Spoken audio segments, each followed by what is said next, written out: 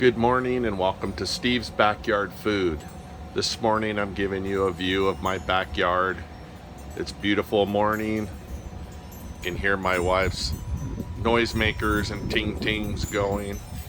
I got up early this morning, fired up my Louisiana grill vertical smoker, doing a couple of pork butts. We have a dinner this evening to go to, and I was taking some pork sliders.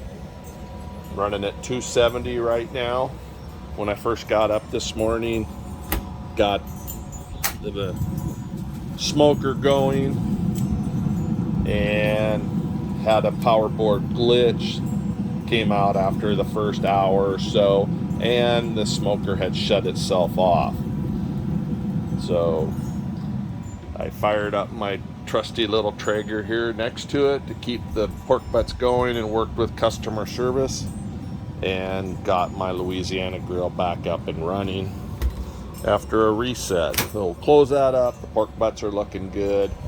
We're running at 270. I was running at 250, but I upped it a little bit to 270 to try to catch back up and save the day so we can have some good pork sliders at our get together today.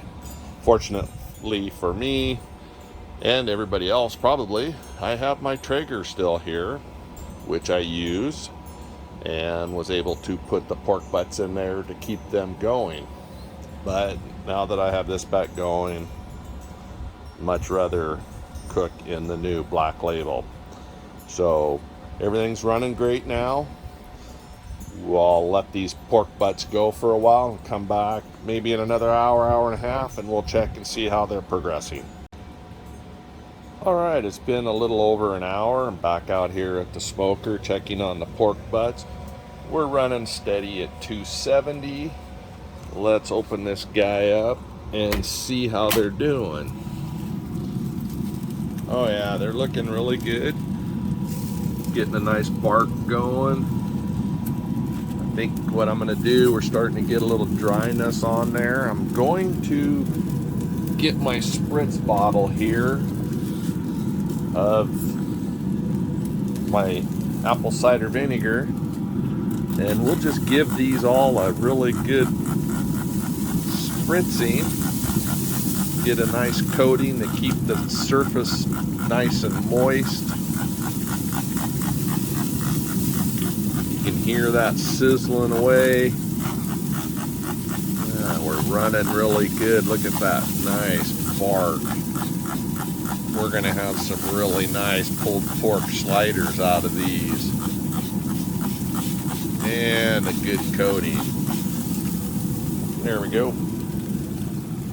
Let's close this back up.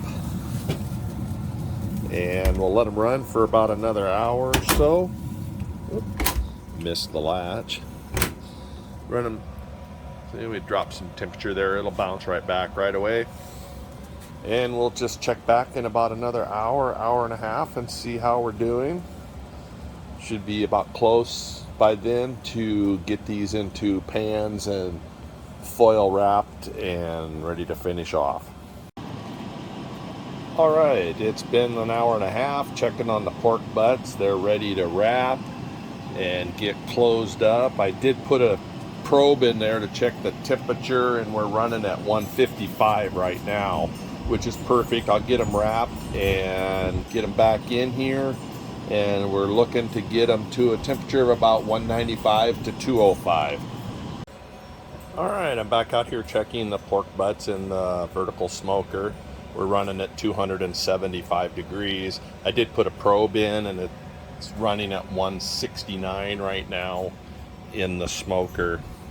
Let's open this up.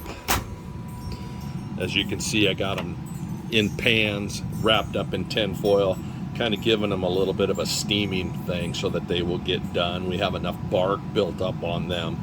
So let's just close this up, and we'll let them run again for a little while and keep monitoring that probe on the temperature, and we'll check back later. I reached the temperature on the smaller pork butt that I wanted for the pulled pork. It's almost 200 degrees. I've just pulled it out. I put it in a bowl to help shred it up because it helps just keep me in control here. And you can see the bark on that. You can see how this fork just breaks that up nice. It's going to be perfect for pulled pork sandwich sliders. So thank you for joining me today. I'm going to let the bigger one go a little longer before I pull it out and shred it. This one I'm going to shred and get ready to take to our dinner. Hope you enjoyed this video. If you did, give it a thumbs up. If you wish, subscribe to my channel. And we will see you later on when we do more food at Steve's Backyard Food. I still had a little more I hadn't told you yet. There's the pork after it's been pulled on that small one. Now there's, in the bottom of that pan that I had, there is juices and oil and gravies that are made from the breakdown of the pork. And what I have is one of these separators. You can see the layer of oil and the layer of the good juices. And what I will do is just take some of this juice and not the oil, because it pours from the bottom as the oil goes to the top. And I will just pour some of this over the top of that pork to keep it moist until I'm ready to serve it. And that's one little tidbit there, because we're not going to serve it for about another hour and a half. And I can keep it warm, and that'll keep it moist and juicy and flavorful because it's the juices from the pork itself. Thanks again for viewing today, and we'll see you on the next video.